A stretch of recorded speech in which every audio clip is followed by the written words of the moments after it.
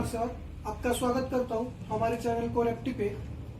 जैसा कि हमें पता है, पिछले लेक्चर में हमने प्राइस कंजम्पशन एंड एक्सपेंडिचर के ऊपर कुछ प्रॉब्लम देखे थे, तो आज उसी को कंटिन्यू करते हुए 2 प्रॉब्लम्स देखने वाले।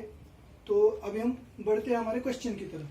तो क्वेश्चन में दिया क्या है, if the consumption of pen is increase by 9.09%, then by what percent my price will reduce to maintain my expenditure.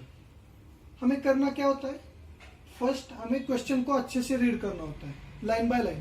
तो फर्स्ट केस में देखिए क्या दिया है, if the consumption of pen is increase by 9.09%, मतलब पेन का जो consumption है वो 9.09% से इंक्रीज हुआ है। तो और सेकेंड लाइन में क्या बोला है, then by what percent my price will reduce to maintain my expenditure. मतलब एक्सपेंडिचर तो कांस्टेंट है और एक्सपेंडिचर को मेंटेन करने के लिए प्राइस को कितना कम होना पड़ेगा, कितना परसेंट से कम होना पड़ेगा कि हमारा जो कंजम्पशन है वो 9.09% से इंक्रीज हो जाए। तो सेम एग्जांपल पिछले एग्जांपल के हिसाब से हमें करना है, प्राइस कंजम्पशन एंड एक्सपेंडिचर।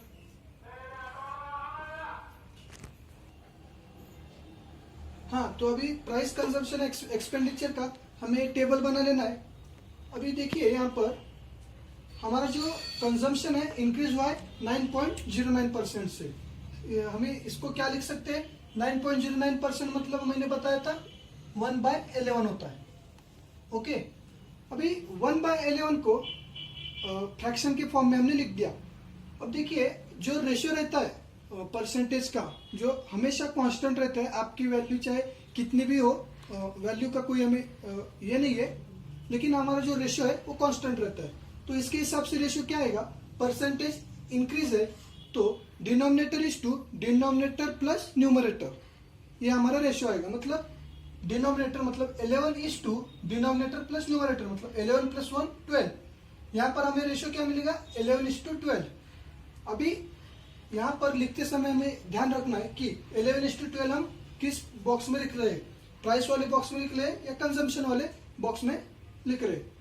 अभी देखिए यहाँ पर हमारा जो कंजम्पशन है इंक्रीज हुआ, तो इसके हिसाब से हमें यहाँ पर फर्स्ट कंडीशन में 11 और सेकंड कंडीशन में 12, ऐसा जो हमारा रेशियो आ जाएगा। और हमारा एक्सपेंडिचर कांस्टेंट है तो हम यहाँ पर 1 लिख सकते हैं। अभी एक्सपेंडिचर जब कांस्टेंट होता है हमारा, तो मैंने बताया था कि प्राइस और कंजम्पशन एक दूसरे को इनवर्स प्रोपोर्शनल करते हैं। मतलब C1 / C2 = P2 / P1। मतलब जो C1 की वैल्यू है वो हो जाएगी P2 की वैल्यू, और जो C2 की वैल्यू है वो हो जाएगी P1 की वैल्यू। ये कैसे आ गया, तो सबसे पहले जो हमने प्राइस कंजम्पशन एंड एक्सपेंडिचर को स्टार्ट किया था, I think lecture 4 on percentage, तो उसमें आप देख सकते हो। अभी यहाँ पर हमें देखना क्या है, प्राइस तो रिड्यूस करना है, प्राइस क्या करना है, हमें रिड्यूस करना है। तो कितना रिड्यूस हो गया, यहाँ से यहाँ पर, मतलब फर्स्ट कंडीशन से सेकंड कंडीशन में हमारी प्राइस चली गई। अभी 12 है, 12 से 11 हो गया, मतलब 1 का डिफरेंस है। ओके, तो यहाँ पर 1 का डिफरेंस है, 1 का डिफरेंस किस पे है, 12 पे है। ओके, मतलब हमारी जो प्राइस है वो किस प्रोपोर्शन में रिड्यूस हो रही है, 12 पे 1 रिड्यूस हो रही है। मतलब अगर ओरिजिनल प्राइस 12 रुपीज थी तो हमें न्यू प्राइस क्या मिलेगी, 11 रुपीज। अगर ओरिजिनल प्राइस 24 होती थी तो न्यू प्राइस हमें 22 मिलती थी, उसके प्रोपोर्शन में हमें रिड्यूस करना है।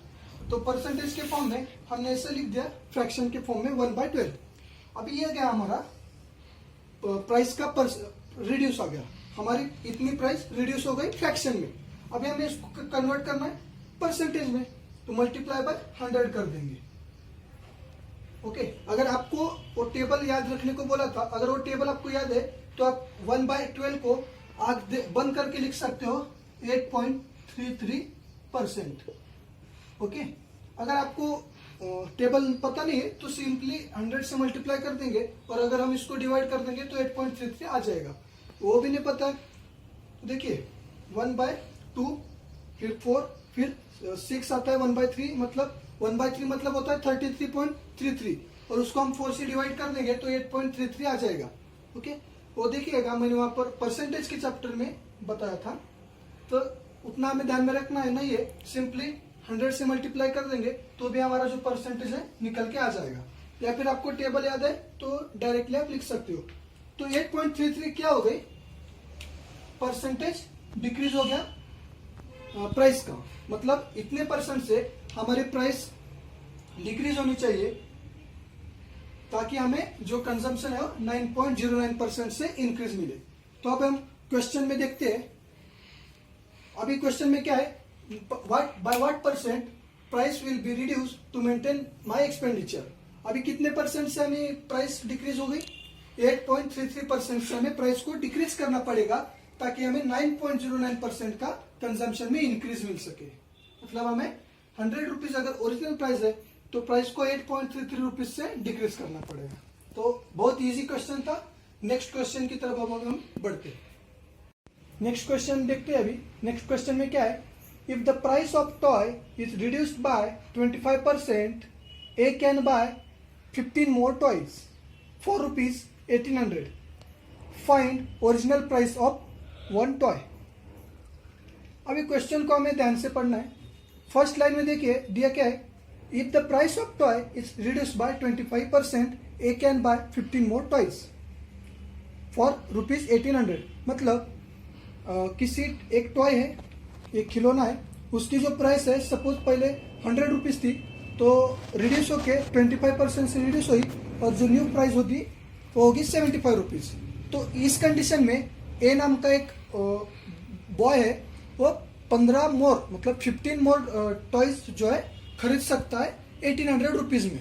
मतलब जब 100 रुपीज प्राइस थी तब 1800 रुपीज में समथिंग टॉयज बाय करता होगा वो। अब जब 25% प्राइस रिड्यूस हो रही है तो 15 टॉय जो है वो ज्यादा खरीद रहा है। तो अभी देख हमें फाइंड क्या करना है, ओरिजिनल प्राइस फाइंड करनी है सिंगल टॉय की। अभी हम क्वेश्चन को देखते हैं। अभी देखिए यहाँ पर जो प्राइस है, price of toy is reduced by 25%। अब 25% मतलब क्या होगा, 1/4 फ्रैक्शन में। ओके, 1/4 होगा फ्रैक्शन में। अब फ्रैक्शन में 1/4 है तो उसका जो रेशियो आएगा परसेंटेज का क्या आएगा, denominator is to denominator minus numerator. ऐसा क्यों, क्योंकि जो प्राइस है रिड्यूस हो गई है 25% से। ओके, अब देखिए डिनोमिनेटर मतलब 4 is to denominator minus numerator मतलब 4 - 1 मतलब 4:3। 4:3 का हमें प्राइस का रेशियो मिलेगा। अब हम उस रेशियो को प्राइस के ब्लॉक में लिख देंगे 4:3। और जो हमें एक्सपेंडिचर दिया है 1800 वो बोथ केस में सेम है। ओके, जब ओरिजिनल प्राइस थी तभी भी 1800 में कुछ एक्स टॉयज खरीदता था। अब जब प्राइस रिड्यूस होके 25% से रिड्यूस हो चुकी है तो 1800 रुपीज में वो एक्स प्लस 15 टॉयज खरीद रहा है। तो एक्सपेंडिचर सेम है, कांस्टेंट है, इसलिए हम इसको 1 लिख देंगे। अभी इस कंडीशन में क्या होगा, P1/P2 is equal to C2/C1। मतलब जो P1 की वैल्यू है C2 को चली जाएगी और जो P2 की वैल्यू है वो C1 को आ जाएगी। अभी हमें करना क्या है, यहां पर एक इंक्रीज हुआ है। मतलब जब हम सपोज स्टार्टिंग में प्राइस थी 4 तब हम कितने खरीद रहे थे, 3 टॉयज खरीद रहे थे।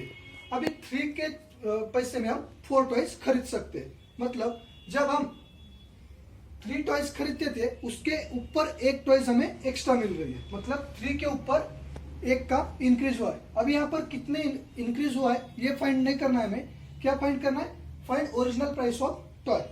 अब टॉय की जो प्राइस है हम कंजम्पशन के हिसाब से निकाल पाएंगे, इसलिए मैं यहाँ पर लिखता हूं consumption C1 is to C2 मतलब first block is to second block is equal to 3:4। ये तो हो गया रेशियो। अब हमें रेशियो से नंबर में लाना है तो सिंपली हम x से मल्टीप्लाई कर देंगे। रेशियो को हटाने के लिए हम x से मल्टीप्लाई करते हैं, 3x एंड 4x। अब देखिए जो फर्स्ट कंडीशन में टॉयज थी 3x थी और सेकंड कंडीशन में 4x। अभी मैंने थोड़ी देर पहले बताया था कि ओरिजिनल प्राइस मतलब फर्स्ट कंडीशन की प्राइस से अगर ए x टॉयज खरीद रहा है तो सेकंड कंडीशन की प्राइस से x प्लस 15 टॉयज खरीद रहा है। तो अभी इसके हिसाब से हमें सेकंड कंडीशन के टॉयज माइनस फर्स्ट कंडीशन के टॉयज इज इक्वल टू 15 मिल जाएगा। समझ रहे हो? अभी एक मिनट, यहाँ पर देखिए, इसका अभी हमें काम हो चुका है।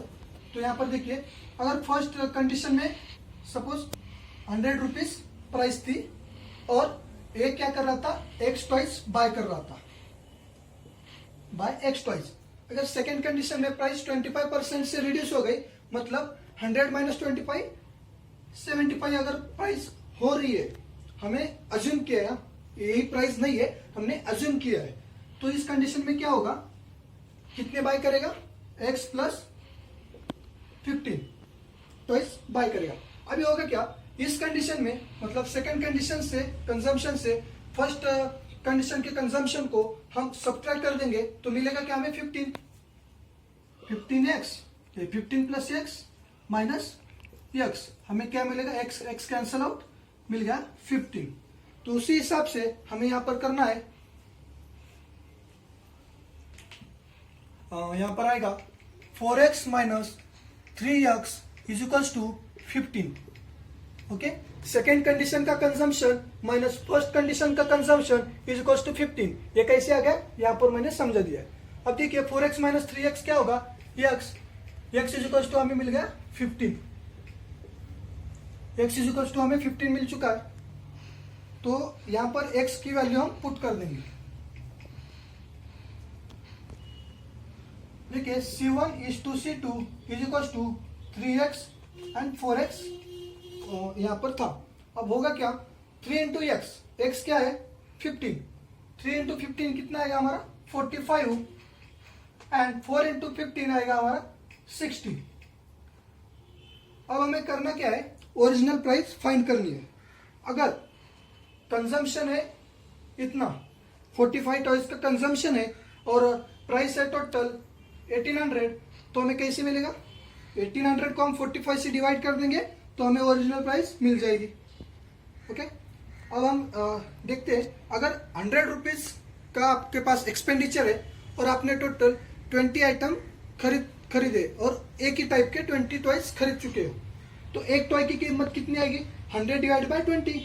तो इसी हिसाब से हमने 1800 एक्सपेंडिचर में 45 टॉयज खरीदी है, तो एक टॉय की कीमत कितनी आएगी वो हम कैसे निकाल सकते हैं, 1800 डिवाइडेड बाय 45।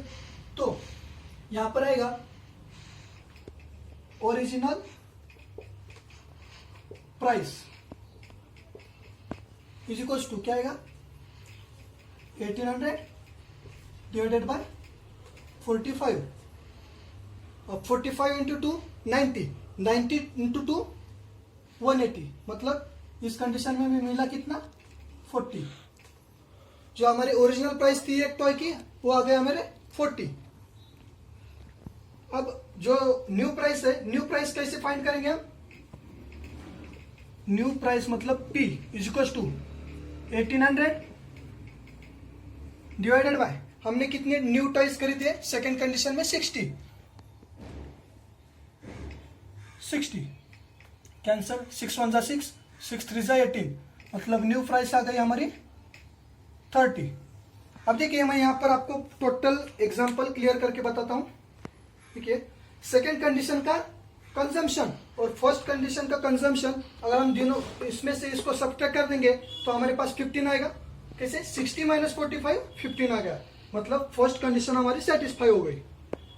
अब देखिए ओरिजिनल प्राइस में से 25% का गिरावट हुआ, मतलब रिडक्शन हुआ है, तो हमें न्यू प्राइस कितनी मिलनी चाहिए और उसके हिसाब से हमें 15 टॉयज मोर मिलनी चाहिए।